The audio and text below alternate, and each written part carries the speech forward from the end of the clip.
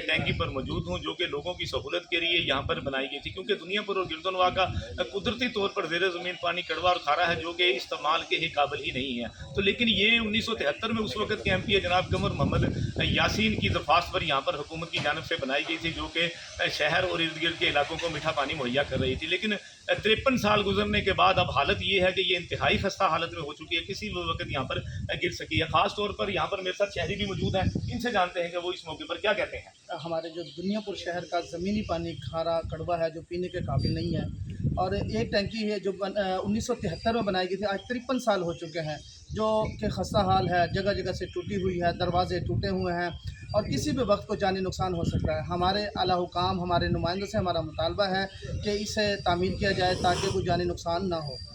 ताकि कोई जानी नुकसान ना हो। सर आप क्या कहेंगे, आप भी अहले इलाका है, ख़ास तौर पर आपका तो घर भी यहाँ पर करीब ही है, तो इसके बारे में आप क्या कहेंगे। देखिए जी, बदकिस्मती से जो है हमारे अवामी नुमाइंदे जो है वो दुनियापुर को जो है किसी भी हवाले से कोई फैसिलिटीज़ नहीं दे रहे। पूरे पाकिस्तान में, पंजाब में जो है तामीराती तरक्याती काम हो रहे हैं, लेकिन हमारी जानिब जो है ना कोई दिलचस्पी नहीं है।